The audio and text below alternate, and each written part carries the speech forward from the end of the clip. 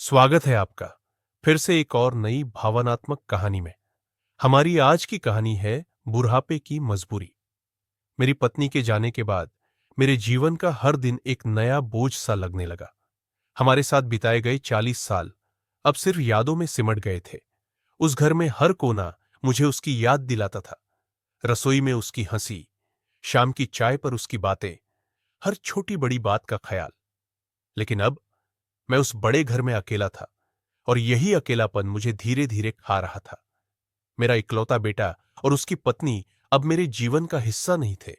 वे मेरे साथ रहकर भी मुझसे बहुत दूर हो चुके थे। पहले पहले तो बेटे ने कुछ वक्त मेरे साथ बिताने की कोशिश की, लेकिन वक्त के साथ उसकी प्राथमिकताएं बदलती गई।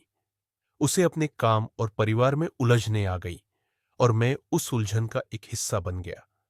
मेरी बहू का बर्ताव तो शुरू से ही बेरुखा था। जब तक मेरी पत्नी जिंदा थी, बहू मुझे नजरअंदाज कर देती थी, लेकिन अब उसकी बातें चुभने लगी। एक दिन की बात है, जब मैं कमरे में बैठा था, तो मुझे बेटे और बहू की बातें सुनाई दी। बहू कह रही थी, अब इनको वृद्धाश्रम भेज देना चाहिए। ये यहां कितने दिन तक रहेंगे, हमसे नहीं संभलता अब। मैं वो शब्द सुनकर एक पल के लिए सन्न रह गया। मैंने सोचा भी नहीं था कि मेरे बेटे और बहू के मन में ऐसी बातें होंगी। मुझे ऐसे देखकर भी उन्हें कोई फर्क नहीं पड़ा। बेटे ने भी हामी भरते हुए कहा, हां, अब वक्त आ गया है। आश्रम में ये आराम से रहेंगे और हमें भी थोड़ी जगह मिलेगी। इन शब्दों ने मेरे दिल को चोट पहुंचाई। मैं वही हूं जिसने अपने बेटे को अपने खून पसीने से पाला, उसकी हर जरूरत पूरी की, और आज वही बेटा मुझे घर से निकालने की बातें कर रहा है। मेरी आंखों से आंसू बह निकले, लेकिन मैंने उन्हें पोंछ लिया। मैंने सोच लिया कि मैं आश्रम नहीं जाऊंगा। मैं अपने ही घर में बेगाना बनने को तैयार नहीं था। मैंने अपने मन में ठान लिया कि चाहे कुछ भी हो जाए, मैं इसी घर में रहूंगा। यह घर मेरा भी है और मैं इसे छोड़कर नहीं जाऊंगा। उस दिन मैंने महसूस किया कि अकेलापन सिर्फ तब नहीं होता जब आप शारीरिक रूप से अकेले हो। असली अकेलापन तब होता है जब आपके अपने ही आपको छोड़ देते हैं। जब वो लोग जो कभी आपके सबसे करीब थे, अब आपको बोझ समझने लगते हैं। लेकिन मैं हार मानने वालों में से नहीं था। मैंने तय किया था कि मैं लड़ूंगा, अपने सम्मान और अपनी जगह के लिए। मैं आश्रम नहीं जाना चाहता। यह वाक्य अब मेरे जीवन का हिस्सा बन चुका था। अकेलेपन से जूझते हुए दिन गुजर रहे थे। मैं हर दिन अपने बेटे और बहू के बर्ताव को झेलता, लेकिन कुछ कहने की हिम्मत नहीं जुटा पाता था। एक दिन पुराने दिनों की यादें ताजा करते हुए मैंने अपने फोन की पुरानी कॉन्टैक्ट लिस्ट खंगालनी शुरू की। तभी एक नाम पर मेरी नजर ठहर गई, सुमित्रा। वो मेरी पुरानी दोस्त थी। मेरे और मेरी पत्नी के साथ उसकी भी अच्छी जान पहचान थी। उसके पति का भी देहांत हो चुका था और अब वो भी अकेली रह रही थी। मैंने अचानक से उसे फोन करने का फैसला किया। फोन की घंटी बजी और दूसरी तरफ से एक जानी पहचानी आवाज आई, हेलो। मैंने तुरंत कहा, सुमित्रा, मैं हूं, विजय। तुमसे बात किए हुए काफी समय हो गया। कैसे हो? उसकी आवाज में थोड़ी उदासी थी, लेकिन फिर भी उसने मुझसे बड़े उत्साह से बात की। सुमित्रा ने बताया कि उसके घर की हालत भी मेरी तरह ही थी। उसके बच्चे भी अब उससे तंग आ चुके थे और आश्रम भेजने की बातें कर रहे थे। उसकी आवाज में बेबसी और दुख साफ झलक रहा था। उसने कहा, विजय, हम दोनों की कहानी एक जैसी है। हमारे बच्चों के पास हमारे लिए अब वक्त नहीं है। वो हमें बोझ समझते हैं, लेकिन मैं जानती हूं कि मैं किसी का बोझ नहीं हूं। सुमित्रा की बातें मेरे दिल को छू गई। उसने मुझसे कहा, मैंने अपने बच्चों से साफ कह दिया है कि मैं आश्रम नहीं जाऊंगी। मैं अपना घर छोड़कर कहीं और नहीं जाऊंगी, चाहे वो मुझे जितनी बार कहे, लेकिन मैं यहां ही रहूंगी। उसकी ये बातें मुझे हिम्मत देने लगी। उसके शब्दों में जो आत्मविश्वास था, उसने मुझे भी अपने फैसले पर कायम रहने की ताकत दी। सुमित्रा ने मुझे सलाह दी, देखो विजय, हमें अपनी जिंदगी अपने हिसाब से जीनी है। ये मत सोचो कि अब हमारा समय खत्म हो गया है। हमें भी अपने लिए लड़ना है। हम किसी पर निर्भर क्यों रहे? हम अपने लिए खुद खड़े हो सकते हैं। उसकी बातें सुनकर मुझे लगा कि शायद सही कह रही है। हमने एक दूसरे से वादा किया कि चाहे जो भी हो, हम अपनी इज्जत से समझौता नहीं करेंगे। सुमित्रा मेरे लिए एक सहारा बन गई। और उसके साथ की वजह से मैं अकेलापन महसूस नहीं करता था। उसके साथ बात करते करते मुझे एहसास हुआ कि हम दोनों ही एक दूसरे को सहारा दे सकते हैं। मैंने ठान लिया था कि अब मैं अपनी हालत को और नहीं झेलूंगा। मेरे पास जीने का एक और मकसद मिल गया था। मैं अपनी गरिमा के साथ जीना चाहता था। सुमित्रा ने मेरे अंदर एक नया आत्मविश्वास भर दिया था। उसने मुझे एहसास कराया कि बुजुर्ग होना हमारी कमजोरी नहीं है, बल्कि एक तजुर्बा है। हमारे पास भी जीने का हक है और हम किसी पर बोझ नहीं है। उसके साथ मेरी बातचीत अब रोज का हिस्सा बन गई थी। हम एक दूसरे से अपनी परेशानियों के बारे में खुलकर बात करते और हर बार सुमित्रा मुझे यह याद दिलाती, विजय, तुम कमजोर नहीं हो। तुमने अपनी पूरी जिंदगी मेहनत की है। तुमने अपने बेटे को बड़ा किया है। अब समय आ गया है कि तुम खुद के लिए भी जियो। सुमित्रा के साथ मेरी इस दोस्ती ने मुझे न सिर्फ मानसिक रूप से मजबूत किया, बल्कि मुझे अपने लिए खड़े होने का साहस भी दिया। एक दिन की बात है, जब मैं घर के बाहर बने टिन के छोटे से कमरे में बैठा था। मेरे बेटे और बहू ने मुझे घर के अंदर आने की अनुमति नहीं दी थी, इसलिए मैं वहीं रहता था। उस दिन सुबह से ही भूखा था। बहू ने मुझसे कहा था, आज खाना खुद ही बना लेना, लेकिन मैं कमजोर हो गया था। खुद से खाना नहीं बना सका। सोच ही रहा था कि किसी तरह कुछ खा लूं, तभी सुमित्रा के पति के पुराने दोस्त श्रीवास्तव जी अचानक आ गए। वो मेरी हालत देखकर चौंक गए। उन्होंने मेरी और मेरी बहू की बातों को सुना और उनकी आंखों में एक बेबसी नजर आई। वो भी मेरे जैसे ही हालातों से गुजर रहे थे। उनकी आवाज में भी वही दर्द था जो मेरे अंदर था। उन्होंने कहा, विजय भाई, मुझे लगता है कि हमारे समय का यही अंत है। हमारे बच्चे अब हमें नहीं समझते। हम उनके लिए सिर्फ एक बोझ बनकर रह गए हैं। उनकी बातों ने मेरे अंदर एक अजीब सी उदासी भर दी। फिर मैंने उन्हें खाना खिलाने का सोचा। मैंने अपने राशन से थोड़ा सा खाना निकाला और उनके सामने रख दिया। उन्हें भूखा देखकर मेरा दिल भर आया। वो मना करने लगे, पर उनकी भूखी आंखें सब कह रही थी। मैंने उन्हें खाना परोस दिया। हम दोनों चुपचाप बैठकर खाने लगे, जैसे हर निवाला हमारी जिंदगी के उन दर्द भरे लम्हों को गहरा कर रहा हो। तभी बहू ने हमें खाना खाते हुए देख लिया। उसके चेहरे पर क्रोध के भाव साफ नजर आ रहे थे। उसने मुझसे कुछ नहीं कहा, लेकिन उसके कदम तेज हो गए। शाम को जब मेरा बेटा घर आया, तो बहू ने उसकी आंखों के सामने सारा गुस्सा उगल दिया। उसने बेटे से कहा, देखो, तुम्हारा बाप अब इस घर को सराय बना रहा है। पता नहीं किस किस को बुलाकर खाना खिला रहा है। हमारी मेहनत की कमाई को बर्बाद कर रहा है। ऐसे ही चलता रहा तो हम भूखों मरेंगे। बेटा चुपचाप उसकी बातें सुन रहा था। उसने एक बार भी मेरी तरफ नहीं देखा। फिर उसने कहा, ठीक कह रही हो, अब बस बहुत हो गया। पिता को अब कुछ सबक सिखाना पड़ेगा। राशन बंद करो। जब कुछ दिन भूखे रहेंगे तो अक्ल ठिकाने आ जाएगी। उसकी बातें सुनकर मेरा दिल टूट गया। मैंने कभी सोचा भी नहीं था कि मेरा अपना बेटा मेरे साथ ऐसा करेगा। उसकी बातों ने मेरी आत्मा को झकझोर कर रख दिया। अगले दिन जब मैंने राशन के लिए बेटे से पूछा, तो उसने मुझे टाल दिया। बहू ने मेरी टिन की छत को भी तुड़वा दिया, जिससे मैं अब खुले में था। बारिश होने पर पानी मेरे छोटे से कमरे में घुसने लगा। मुझे लगा कि अब मैं एक कैदी बन चुका हूं, अपने ही घर में। मेरे पास न छत थी, न खाना। मैं पूरी तरह से अकेला पड़ गया था। उस दिन मैंने अपने जीवन का सबसे बड़ा फैसला किया। अब मैं यहां और नहीं रह सकता था। मेरे बेटे और बहू के इस व्यवहार ने मुझे सोचने पर मजबूर कर दिया कि मैं अपने आत्मसम्मान को क्यों कुचल रहा हूं।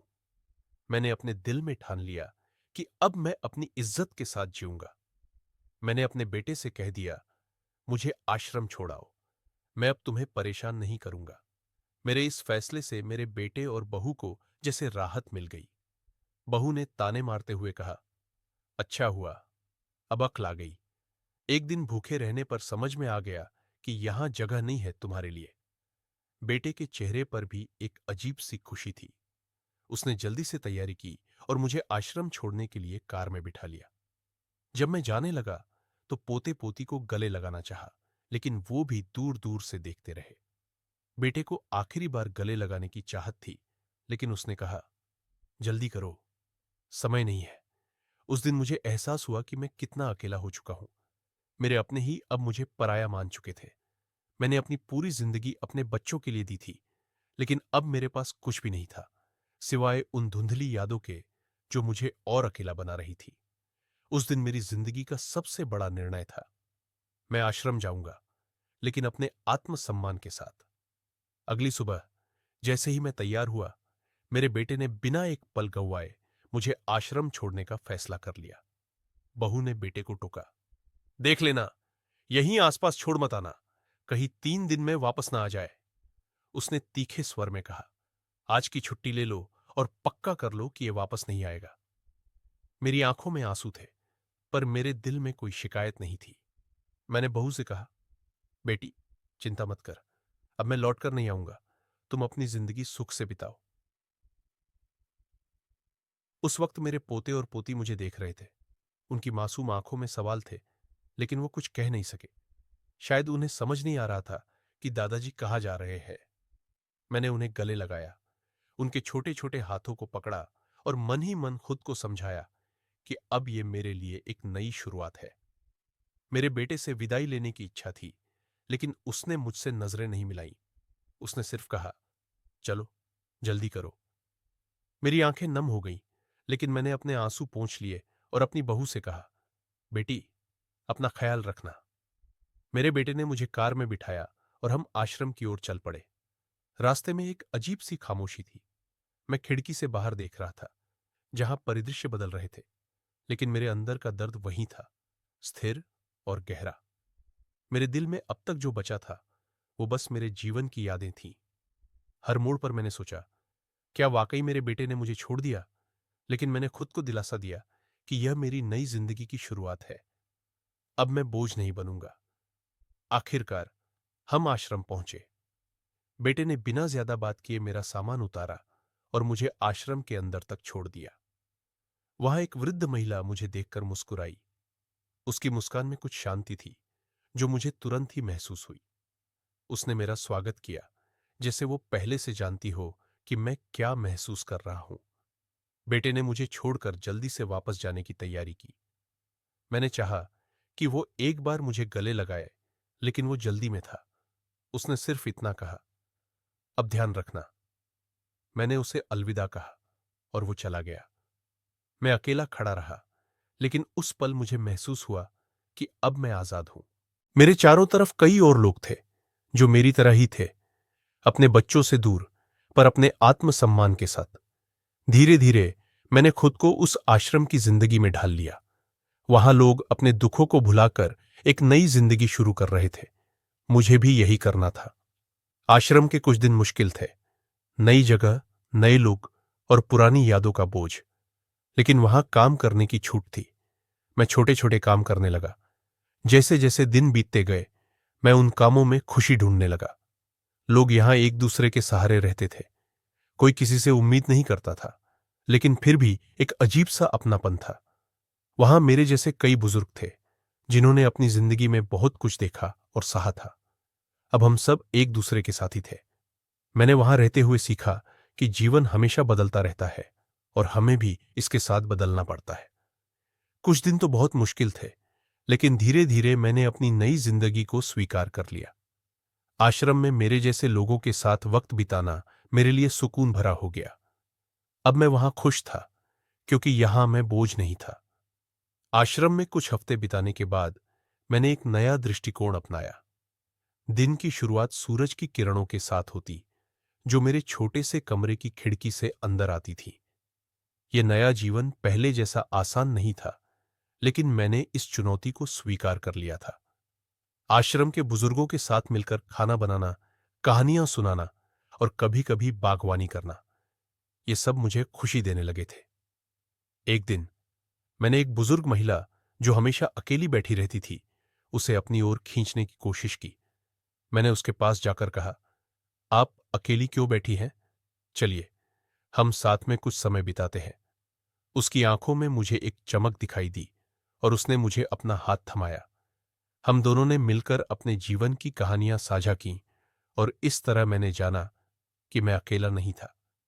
आश्रम में बिताए समय ने मुझे सिखाया कि दुख और संघर्ष जीवन का हिस्सा है, लेकिन सच्चाई को स्वीकार करके ही हम आगे बढ़ सकते हैं।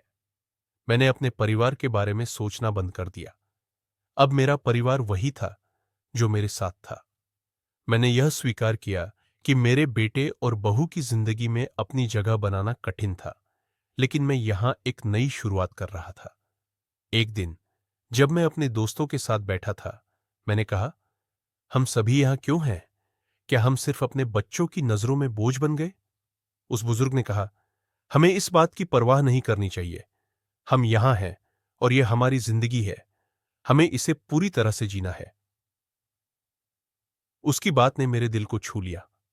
मैं समझ गया कि मैं आश्रम में अकेला नहीं हूं। यहां सबका एक दूसरे का सहारा बनना महत्वपूर्ण था। अब मैं अपनी नई जिंदगी में खुश था।